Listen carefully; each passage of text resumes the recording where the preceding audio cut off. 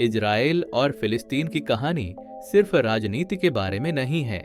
यह पहचान, नुकसान और घर की तलाश के संघर्ष के बारे में है। इस संघर्ष को समझने के लिए हमें वहां जाना होगा जहां से यह सब शुरू हुआ।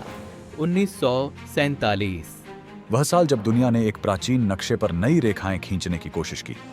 1947 में संयुक्त राष्ट्र ने फिलिस्तीन को अलग अलग यहूदी और अरब राज्यों में विभाजित करने का प्रस्ताव रखा, जिसमें जेरूसलम को एक अंतर्राष्ट्रीय शहर बनाया जाना था।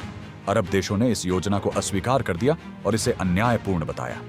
जैसे ही 1948 में ब्रिटेन पीछे हटा, यहूदी नेताओं ने स्वतंत्र इजराइल राज्य की घोषणा कर दी। अगले दिन 5 अरब देशों ने हमला किया, जिससे 1948 का अरब इजरायली युद्ध शुरू हुआ। जब 1949 में यह समाप्त हुआ तो इजराइल ने अधिकांश भूमि पर नियंत्रण कर लिया।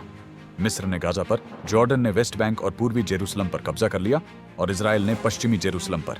लगभग 7,50,000 फिलिस्तीनी अपने घरों से भाग गए या जबरदस्ती निकाल दिए गए। एक घटना जिसे नकबा के रूप में याद किया जाता है, जिसका अर्थ है तबाही। 1956 में मिस्र के राष्ट्रपति के सत्ता में आने के साथ तनाव फिर से बढ़ा। स्वेज संकट सामने आया, जो अरब इजरायली संघर्ष में एक महत्वपूर्ण मोड़ था। मिस्र के राष्ट्रपति गमाल अब्देल नासिर ने स्वेज नहर का राष्ट्रीयकरण कर दिया, जिससे ब्रिटेन और फ्रांस नाराज हो गए, जिनके वहां बड़े हित थे। जवाब में इजराइल, ब्रिटेन और फ्रांस ने गुप्त रूप से एक सैन्य अभियान की योजना बनाई। इजराइल ने मिस्र के सिनाई प्रायद्वीप पर आक्रमण किया, जबकि ब्रिटेन और फ्रांस शांति स्थापना के बहाने आगे बढ़े। यह आक्रमण इजराइल के लिए सैन्य रूप से सफल रहा, लेकिन इसने वैश्विक आक्रोश पैदा किया। संयुक्त राज्य अमेरिका और सोवियत संघ ने हमलावरों पर वापस लौटने का दबाव डाला, जिससे इजराइल, ब्रिटेन और फ्रांस को पीछे हटना पड़ा। हालांकि अल्पकालिक संकट ने अरब दुनिया में नासिर की छवि को एक नायक के रूप में बढ़ावा दिया, जबकि इजराइल ने अपनी सैन्य शक्ति साबित की और सिनाई पर अस्थायी नियंत्रण हासिल किया। स्वेज संकट ने इजराइल और अरब राज्यों के बीच दरार को गहरा कर दिया, भविष्य के युद्धों की नींव रख दी। इसके बाद फिलिस्तीन मुक्ति संगठन की स्थापना 1964 में काहिरा, मिस्र में एक अरब लीग शिखर सम्मेलन के दौरान हुई और दशकों तक PLO इजरायलियों के खिलाफ आतंकवाद के लिए समर्पित था। बाद में 1967 का 6 दिवसीय युद्ध तब शुरू हुआ जब अरब पड़ोसियों की युद्ध के लिए स्पष्ट तैयारी के जवाब में इजराइल ने हमला किया और मिस्र और सीरिया की वायु सेनाओं को नष्ट कर दिया। इजराइल ने जॉर्डन के हमलों को भी हराया। युद्ध गाजा पट्टी, सिनाई प्रायद्वीप, वेस्ट बैंक और जेरूसलम के नियंत्रण के साथ इजराइल के लिए समाप्त हुआ। 1967 के 6 दिवसीय युद्ध के बाद संघर्ष एक नए और अशांत चरण में प्रवेश कर गया। इजराइल के नए क्षेत्रों के कब्जे ने पूरे अरब दुनिया में गुस्सा बढ़ाया और फिलिस्तीनी राष्ट्रवाद को जन्म दिया। इसके बाद के वर्षों में ब्लैक सितंबर जैसे समूहों ने, जो फिलिस्तीन मुक्ति संगठन PLO का एक गुट था, अपने उद्देश्य पर वैश्विक ध्यान आकर्षित करने के लिए हिंसक हमलों की ओर रुख किया।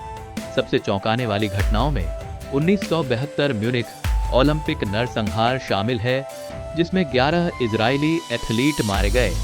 1974 मालोट स्कूल हमला, जिसमें 31 लोग मारे गए, जिनमें से अधिकांश बच्चे थे, और 1978 तटीय सड़क नरसंहार, जिसमें 38 इजरायली नागरिक, जिनमें 13 बच्चे शामिल थे, मारे गए। इन दुखद घटनाओं को वृत्तचित्र में इसलिए उजागर किया गया है क्योंकि ये एक महत्वपूर्ण मोड़ है जब संघर्ष युद्ध के मैदान से परे अंतर्राष्ट्रीय आतंकवाद के कृत्यों में फैल गया। यह दर्शाता है कि संघर्ष ने लोगों को कितनी गहराई से विभाजित किया था और दोनों पक्ष शांति से कितनी दूर चले गए थे।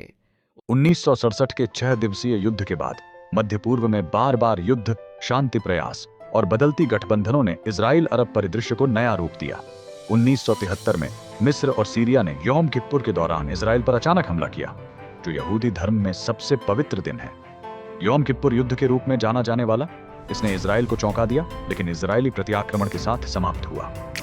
युद्ध ने अरब गौरव को बहाल किया और दोनों पक्षों को कूटनीति की ओर धकेल दिया।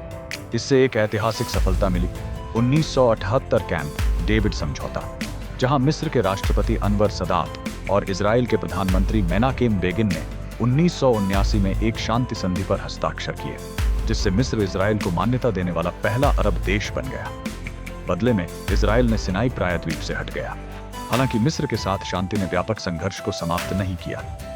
1982 में इजराइल ने पीएलओ को बाहर निकालने के लिए लेबनान पर आक्रमण किया, जिससे वर्षों की लड़ाई और अंतर्राष्ट्रीय आलोचना हुई। पहले इंतिफादा 1987 से 1993 के दौरान कब्जे वाले क्षेत्रों में फिलिस्तीनियों ने इजरायली नियंत्रण के खिलाफ विद्रोह किया, जो प्रतिरोध का एक नया चरण था। 1993 में ओस्लो समझौते के साथ आशा फिर से उभरी, जहां इजराइल और पीएलओ ने एक दूसरे को मान्यता दी और सीमित फिलिस्तीनी स्वशासन पर सहमति व्यक्त की। लेकिन प्रगति जल्द ही लड़खड़ा गई, क्योंकि हिंसा, अविश्वास और राजनीतिक हत्याओं ने शांति प्रयासों को पटरी से उतार दिया।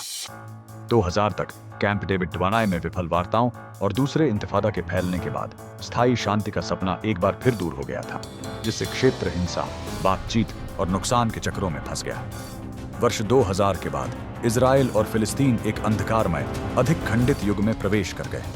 शांति वार्ता विफल हो गई और दूसरा इंतिफादा फूट पड़ा। बमबारी, छापों और रक्तपात के वर्ष जिसने सुलह की उम्मीद को दफन कर दिया।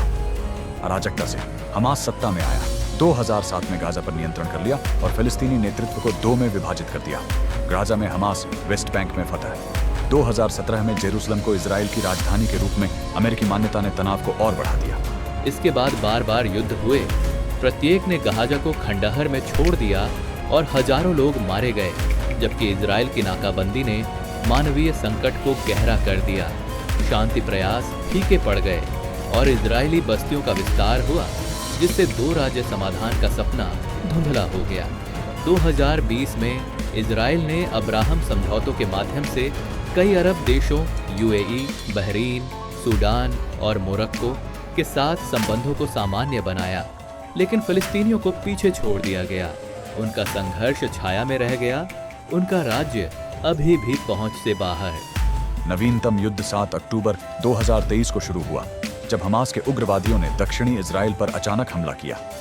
हजारों रॉकेट बरसाए गए और लड़ाके इजरायली शहरों में घुस गए। लगभग 1200 लोगों को मार डाला और 250 से अधिक बंधक बना लिए, जिनमें से कई नागरिक थे। जवाब में इजराइल ने युद्ध की घोषणा की, आधुनिक मध्य पूर्वी इतिहास में सबसे घातक और विनाशकारी अभियानों में से एक। लगभग 2 वर्षों तक गाजा एक युद्ध भूमि बन गया। पूरे पड़ोस को छपटा कर दिया गया और 67,000 से अधिक फिलिस्तीनी मारे गए, दसियों हजार और घायल हुए। गाजा की 70% से अधिक बुनियादी ढांचा, घर, स्कूल, अस्पताल और जल प्रणाली अब खंडहर में है। संयुक्त राष्ट्र और विश्व बैंक का अनुमान है कि जो खो गया था उसे फिर से बनाने में कम से कम 50 से 60 बिलियन डॉलर और 1 दशक से अधिक समय लगेगा। वैश्विक दबाव और मानवीय पतन के बीच अंततः अक्टूबर 2025 में अमेरिकी मध्यस्थता से एक शांति समझौता हुआ।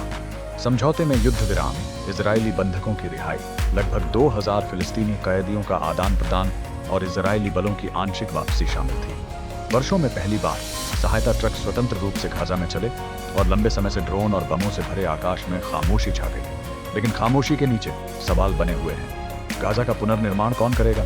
इस पर शासन कौन करेगा? और क्या शांति इतनी गहराई से घायल भूमि में जीवित रह सकती है? इस युद्ध ने पहले की तरह न केवल मलबा छोड़ा है, बल्कि नुकसान से चिह्नित पीढ़ियां भी। फिर भी खंडहरों के बीच भी अभी भी आवाजें हैं जो आशा की, न्याय की मांग कर रही हैं। उस दिन के लिए जब सीमाएं अब यह परिभाषित नहीं करेंगी कि कौन पीड़ित है और कौन जीवित रहता है, क्योंकि जब तक दोनों लोग, इजरायली और फिलिस्तीनी, समान रूप से सुरक्षा, सम्मान और भय के बिना जीने का अधिकार नहीं पाते, युद्ध रुक सकता है, लेकिन शांति अभी भी इंतजार कर रही होगी।